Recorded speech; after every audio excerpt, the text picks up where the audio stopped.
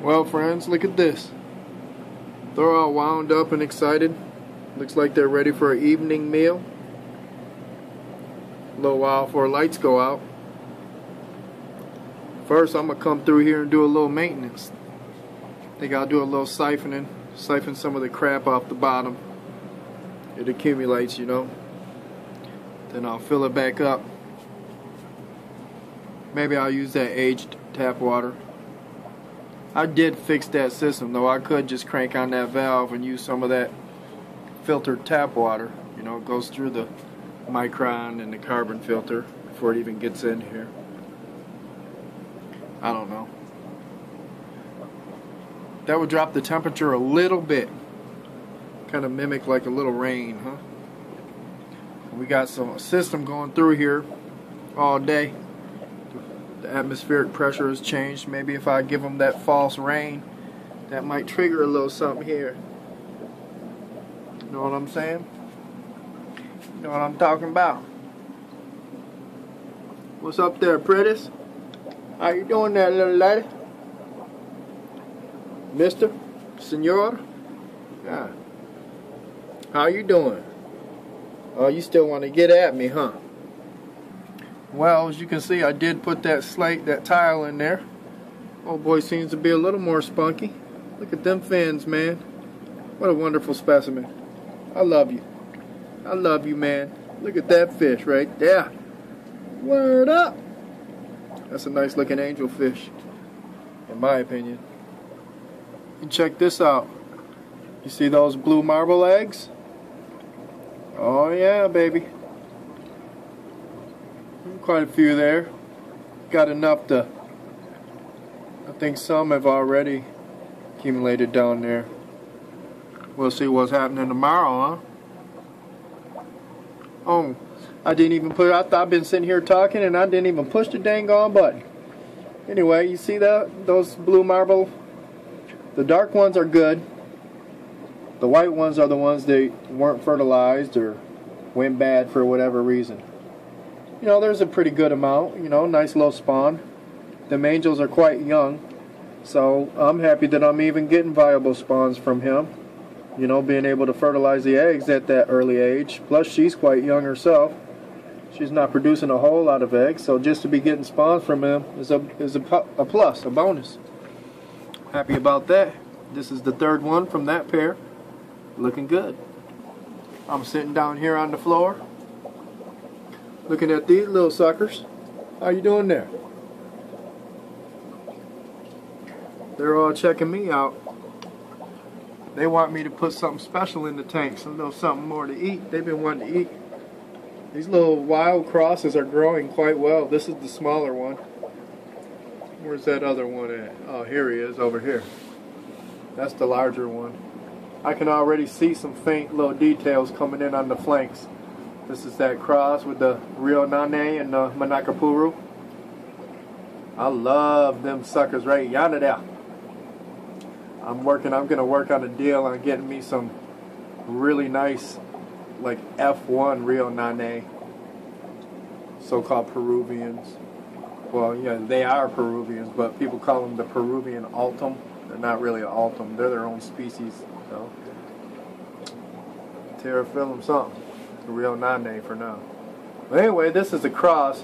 And I'm looking forward to getting some of the F1 Rio Nanes. You know, they'll be a little cleaner than some ones straight out of the wild. A little more accustomed to being in captivity. We'll see how that goes and how the cash flows, you know. Money talks. And I don't have a much talking for me right now. We'll see what happens, man. I really like to get them guys intermingled in my line, you know what I'm saying? Lord forbid just to be producing them, having them enjoy that beauty. Because I think it's a wonderful fish. The markings they get in their flanks, that body shape, it's wonderful. There's so many different geographical variants of the Terraphyllum genus angelfish. You have many different populations throughout Brazil, Peru, Suriname. all over Venezuela, Guyana. I'm not gonna go down the whole list of locations. Hell, I'd have to break out a book. Your boy Heiko Blair will be happy to break it down to you. He'll be like, buy the book, Discus number 4 or something like that. He don't really like kicking too much knowledge without you buying it. Can't blame him though. He puts forward a lot of work and effort and travel costs and time and effort writing, putting that knowledge down. Knowledge is power. Power can equal money. Everything seems to revolve around the money. First you get the money, then you get the honey. You understand? Yeah, I'm acting crazy. Just trying to be funny. You know, you can kick a little knowledge wrapped up in a little humor, man. These guys are pretty cool. Yeah, I'm about to do a siphoning and top it off. I got some brine shrimp settled out too. I already fed these guys, the majority of them, some of my pulverized food, you know. Really try to get them weaned on other stuff than just that brine shrimp. Try to get them a full nutritional profile, you know what I'm saying? Brine shrimp is quite nutritious and all that, but man, you know, that's not the full deal, you know. They need a full, well-rounded nutrition. In the wild, they wouldn't just be eating one thing. Oh, look at these little blue marbles. I swear them suckers grew overnight. Over there's trying to get a little attitude. They just got a little nervous. I brought this phone around. Let me zoom. Dang, I zoomed in quite far.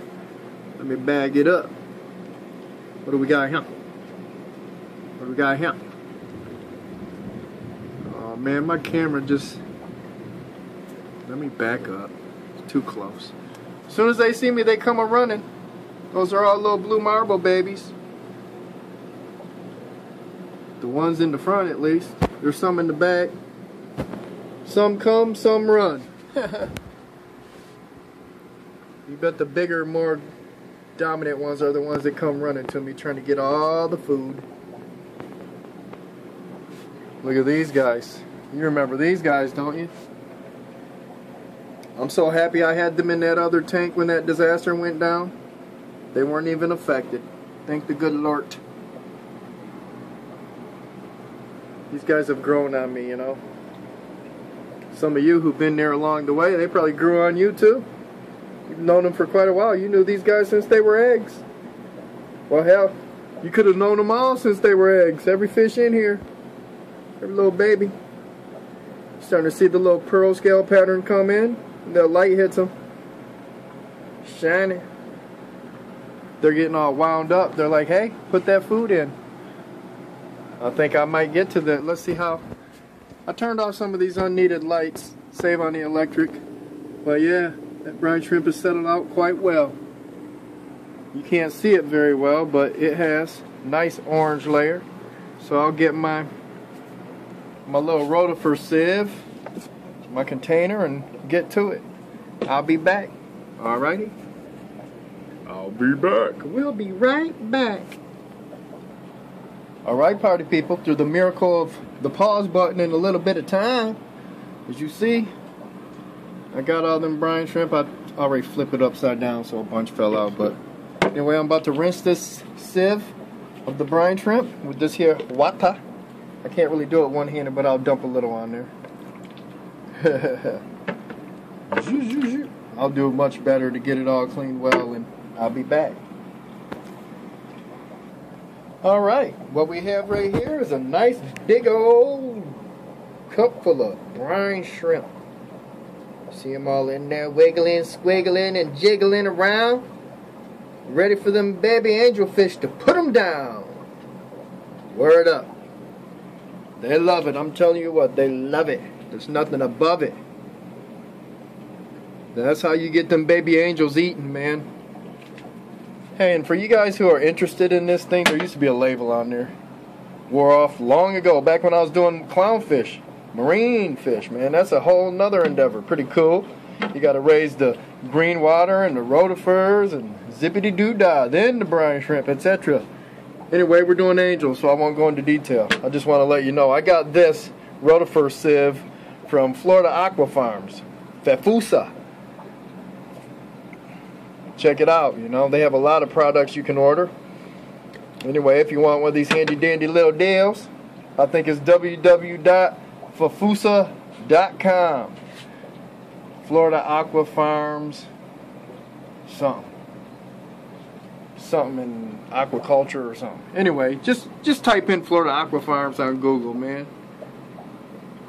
You know what I'm saying? You'll find what you're looking for. Anyway, let me get back to the deli. Oh yeah, maybe it's Florida Aqua Farms USA. It was bothering me. I can't remember what the heck. Alright, so what I'll do now is I'll go through and I'll feed these baby angelfish some of this brine shrimp. And while they're putting that down, I'll go through and siphon the tanks on them breeders, some of the other tanks. Look at the size on these little suckers, man. They're really growing nice. That's off those two white gold marble ghosts. They both have a stripeless gene in them. As you can see, there's some what they would call a blushers in there. That's just that stripeless gene showing on the gill cover, on your purple. But man, there's some paraiba. There's all kinds of cool stuff in these fish right here. They got some cool stuff in their blood. From that pair down yonder there. Look at them, all excited, man. I think this weather's got them going. I'm not going to do too much. I'm just going to take out enough to siphon and then put a little cooler water in there. Make them think it rains, you know what I'm saying? Maybe tomorrow to be all warmed up, nice. See, there's junk back there I need to siphon. And they'll get to wanting to do the deal. Maybe I should do it big in this tank. Get some of them, you know, little guys that want to get it on, if you know what I'm saying. Oh, I love the shape on them suckers. Alright. Oh, boy, you glowing, girl. Look at that dorsal fin, the pattern in there. All them nice blue little speckly spots. Now she gonna turn. Alright, I'll be back in a moment, guys. I gave these little Synodontis a little treat too, boy. They go nuts when I put that there brine shrimp in there. They love it. They find it and they eat it. Look at them little suckers going nuts.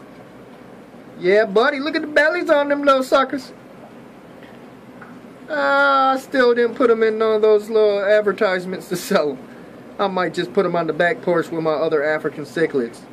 But I've been contemplating on getting rid of them too.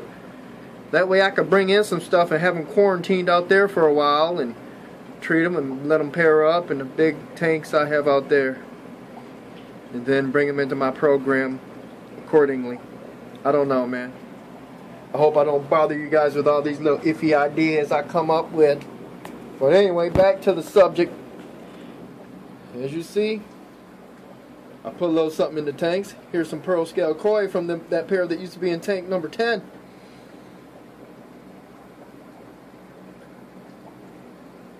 Now they're in what? In enclosure number 7.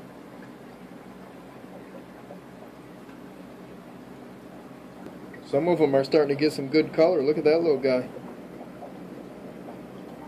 I'm not going out of my way trying to add astaxanthin or anything like that to my stuff. I did in some food before and it was more hassle than it was worth. The source I had. Obviously I could have bought some powder or something, but anyway, no need for all that crap. Just put some stuff high in carotenoids and whatnot. They'll get enough of the stuff they need to enhance that pigment. The red and orange and yellows. You don't want to go too crazy anyway. Have your fish swimming around looking like a crayon. People are like, oh, you're artificially coloring them and this and that. No, they have the potential to show that color, obviously. Otherwise, it wouldn't be shown. You just give them a little extra stuff so that they can show it good. They have to get that from the food they eat to be able to show that nice red and orange coloration. So if you have stuff high in those carotenoids, obviously it's going to show more red and yellow. Anyway, I know you guys don't want to hear that crap. There, you know, the brine shrimp is high in that too, so that's helping give them that red color. Heck, if you look at the brine shrimp, you see how it's nice and orange like that? Think about it. Think about your pink flamingos you see over there in those lakes, eating those little It's basically brine shrimp and the like, you know. That's what gives them that color.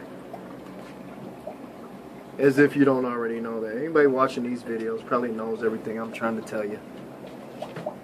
But for those who don't, hey, maybe you learned a little something. But you see these guys enjoying the heck out of that.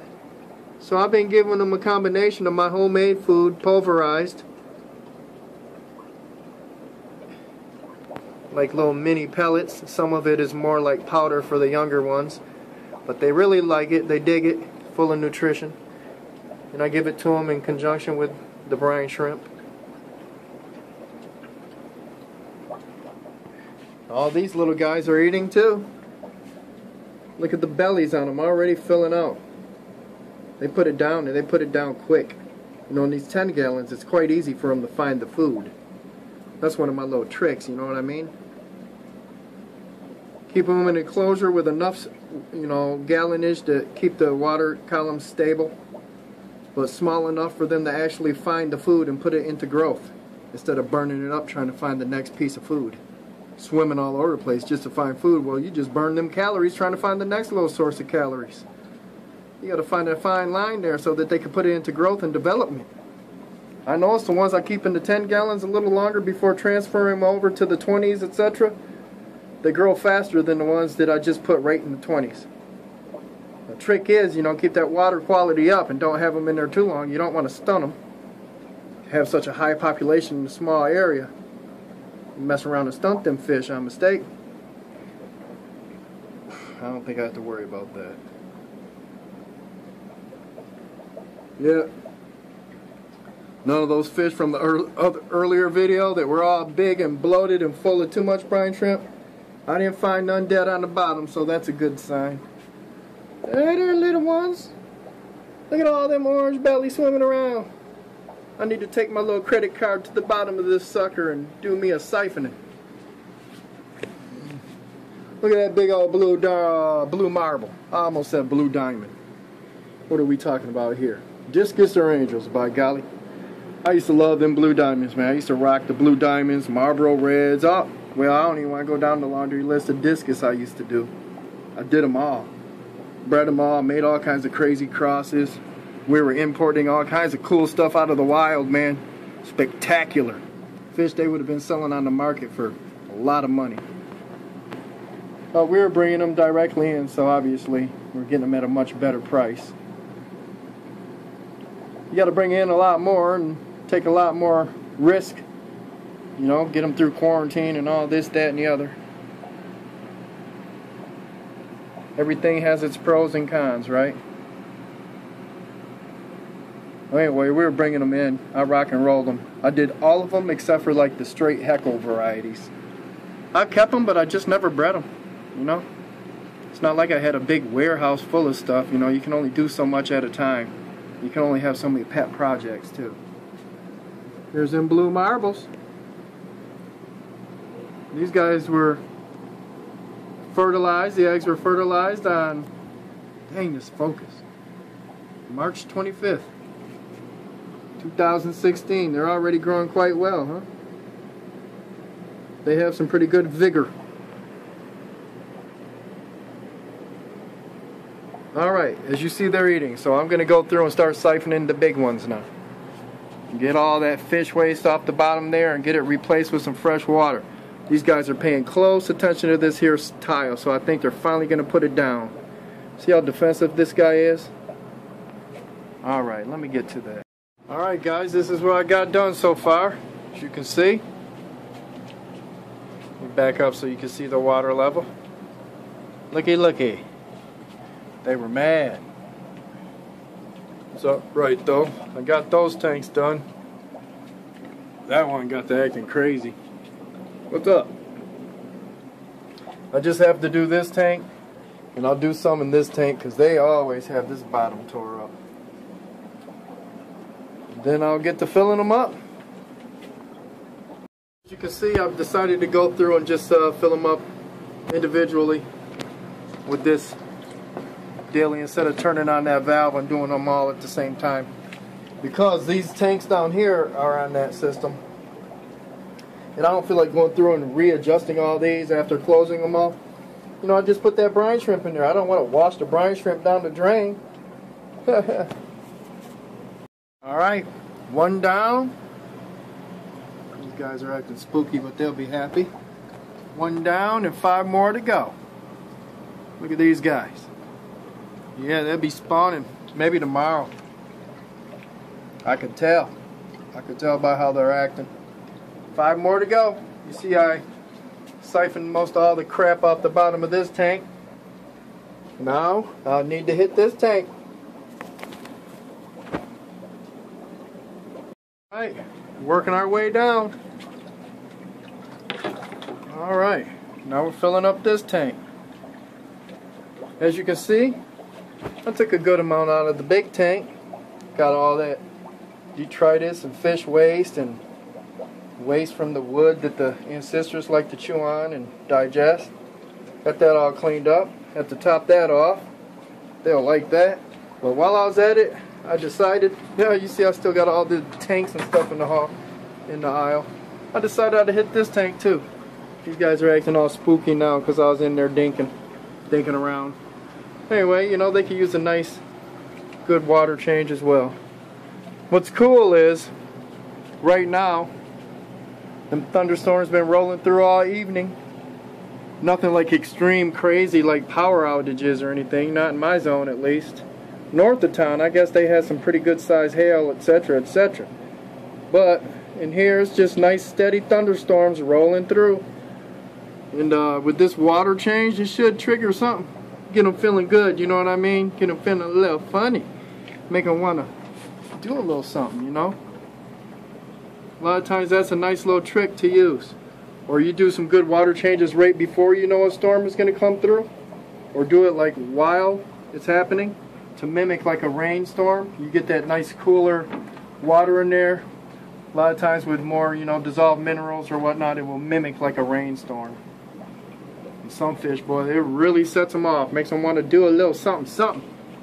You do a water change on them African cichlids with a little cooler water, you'll see a little something.